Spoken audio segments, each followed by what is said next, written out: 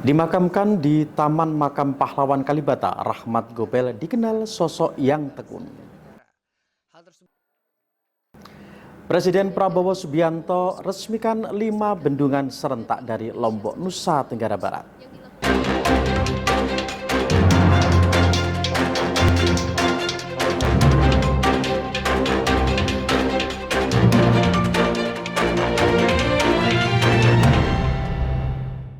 Halo Mitra TTV, beragam peristiwa yang terjadi di berbagai daerah di tanah air akan kami hadirkan dalam TA Petang kali ini yang merupakan hasil kerjasama TTV bersama Kantor Berita Antara.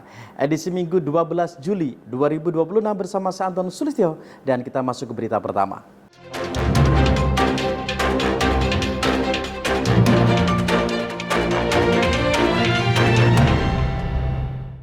Anggota DPR RI fraksi Partai Nasdem Rahmat Gobel dikenal sebagai sosok yang memiliki ketekunan, semangat, dan dedikasi yang besar terhadap bangsa dan negara. Almarhum yang tutup usia pada 63 tahun itu dimakamkan di Taman Makam Pahlawan Kalibata, Jakarta Selatan. Anggota DPR RI fraksi Partai Nasdem Rahmat Gobel dikenal sebagai sosok yang memiliki ketekunan, semangat, dan dedikasi yang besar terhadap bangsa dan negara. Hal tersebut disampaikan oleh Wakil Ketua DPR Saan Mustopa saat memimpin upacara pemakaman almarhum Rahmat Gobel di Taman Makam Pahlawan Kalibata, Jakarta, Jumat 10 Juli. Menurut Saan, dedikasi almarhum tak hanya saat menjadi wakil rakyat, tetapi juga saat menjadi Menteri Perdagangan periode 2014-2015. Sebagai Wakil Ketua DPR RI periode 2019-2024 dan anggota Komisi 6, kita menyaksikan ketekunan, semangat, dedikasi almarhum yang sangat besar terhadap pelaksanaan tugas-tugas dewan. Almarhum selalu menunjukkan semangat dan aktivitasnya dalam setiap pertemuan. Di samping itu, almarhum juga telah banyak berbuat untuk kepentingan bangsa dan negara. Prosesi pemakaman almarhum Rahmat Gobel di TMP Kalibata turut dihadiri sejumlah tokoh nasional, seperti Wakil Presiden ke-10 dan 12 Yusuf Kala. Kemudian rekan sejawat saat menjabat menjadi Wakil Ketua DPR periode 2019-2024 Lodewijk Paulus, hingga Ketua Komisi Percepatan Reformasi Polri Jimli Asidiki. Penghormatan terakhir bagi tokoh nasional asal Gorontalo itu dilakukan secara militer dengan penuh hikmat. Dari Jakarta, Pradana Putra Tampi, Kantor Berita Antara, mewartakan. Sementara itu, Presiden RI Prabowo Subianto meresmikan 5 bendungan di Indonesia secara sekaligus yang dilakukan dari Bendungan Meninting, Desa Bukit Tinggi, Gunung Sari, Lombok Barat, Provinsi Nusa Tenggara Barat. Presiden Prabowo mengatakan bendungan yang diresmikan ini merupakan simbol prestasi pembangunan bangsa untuk menjaga kedaulatan air dan pangan negara.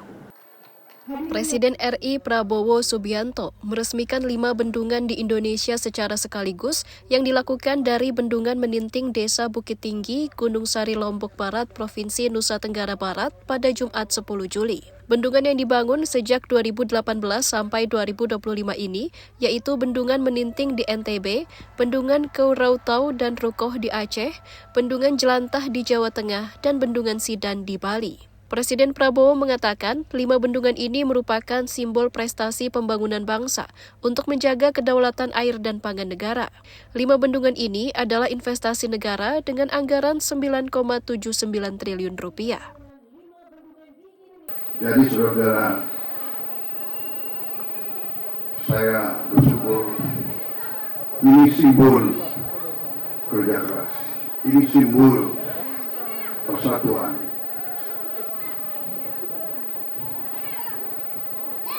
Pemerintah yang investasi pertama, pemerintah yang groundbreaking, pemerintah yang mulai bangun, mungkin bukan pemerintah yang meresmikan. Inilah namanya pembangunan bangsa. Ini namanya kebangkitan bangsa. Pembangunan bangsa, kebangkitan bangsa bukan jatuh dari langit, Kemakmuran tidak ada di pohon, jatuh dari langit, tidak. Kemakmuran kerja besar, kerja keras, kerja bersatu. Sementara itu, Menteri Pekerjaan Umum Dodi Hanggodo memaparkan 5 bendungan ini diproyeksikan untuk mendukung tambahan produktivitas pangan mencapai 750.000 ton per tahun. Swasembada pangan, swasembada energi, dan swasembada air yang melakukan tata kelola air yang tertib, berkelanjutan, dan benar-benar mampu memberikan manfaat yang maksimal kepada petani dan rakyat Indonesia. Bendungan adalah hulu dari nelayan itu, manfaatnya baru lengkap ketika air tersebut benar-benar bisa diterima oleh para petani, keluarga, dan masyarakat sekitar. Selain sebagai pendukung saluran irigasi bagi petani, pemerintah berharap bendungan tersebut menjadi salah satu sarana penyediaan air bersih bagi masyarakat sekitar dan sebagai penunjang di sektor pariwisata daerah. Dari Lombok Barat, Nusa Tenggara Barat, Kusnandar, Kantor Berita Antara, mewartakan. Prabowo minta kepala daerah periksa dapur MBG, pastikan bebas penyusup. Informasinya hadir sesaat lagi usai jeda. Berikut tetap bersama TA Petang.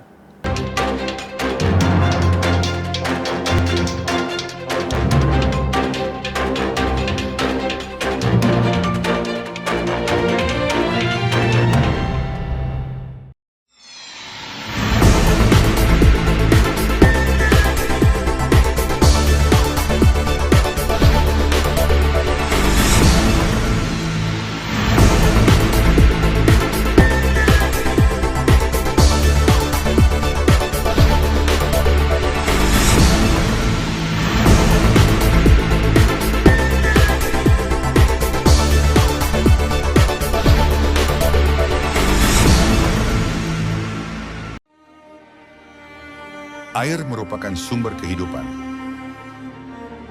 Air adalah elemen penting dari sebuah pertumbuhan. Pergunakanlah dengan bijak.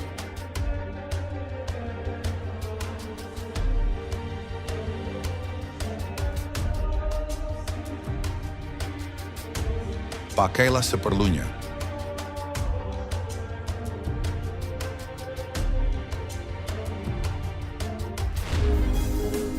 Peduli air, peduli masa depan.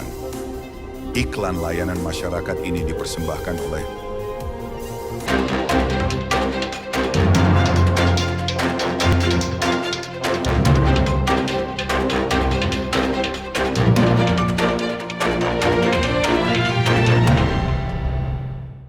Baik, terima kasih Anda masih bersama TA Petang, Mitra TV. Presiden RI Prabowo Subianto minta kepala daerah hingga aparat keamanan di daerah untuk melakukan pemeriksaan dapur-dapur makan bergizi gratis atau MBG atau Satuan Pelayanan Pemenuhan Gizi SPBG. Hal ini untuk menyikapi indikasi penyalahgunaan kebijakan atau memanfaatkan pelaksanaan MBG untuk keuntungan pribadi.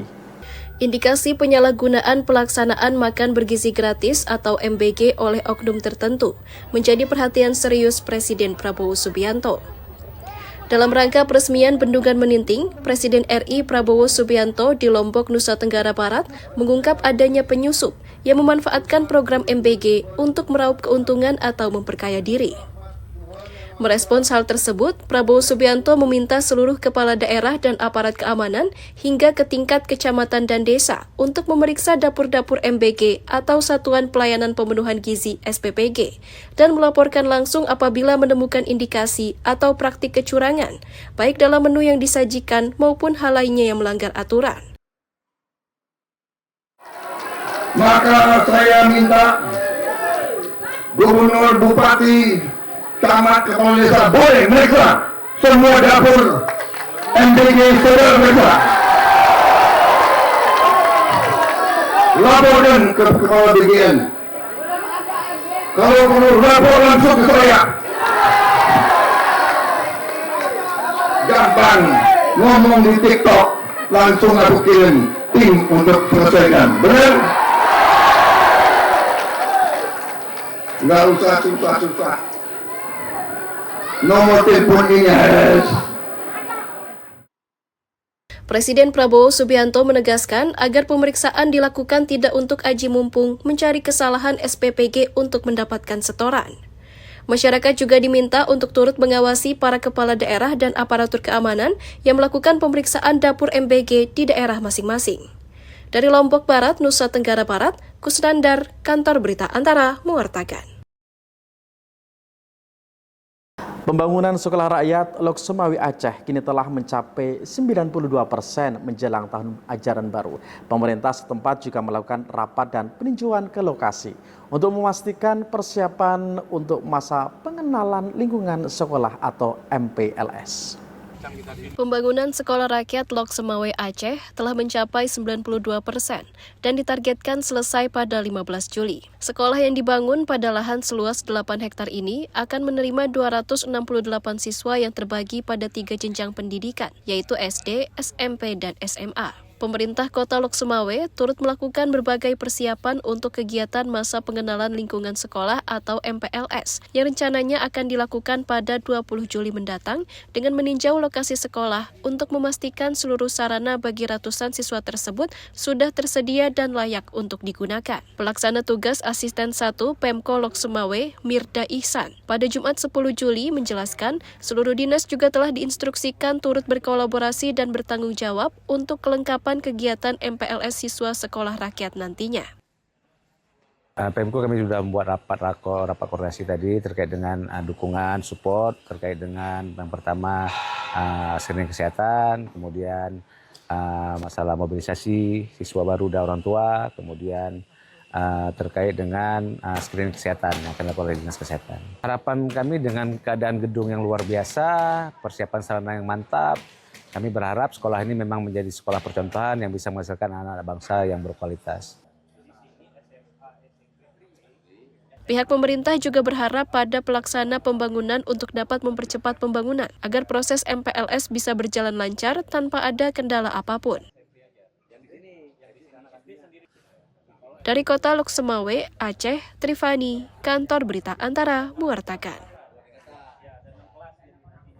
Timnas fokus matangkan fisik jelang ASEAN Championship 2026. Informasinya hadir sesaat lagi. Usai jeda berikut tetap bersama TA Petang.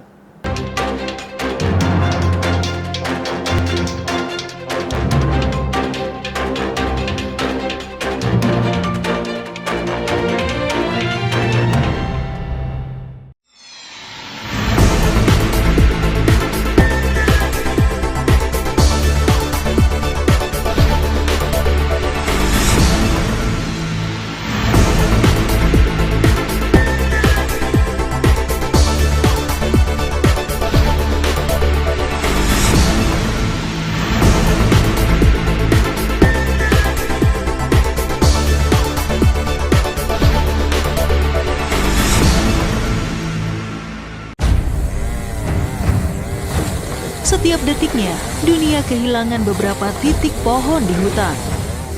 Manusia serakah membuat rusaknya ekosistem hutan sebagai penahan air. Banyaknya hutan yang rusak akan membuat penurunan kualitas oksigen di muka bumi ini. Kurangi konsumsi air, manfaatkan lahan kosong untuk penghijauan. Biasakan buang sampah pada tempatnya.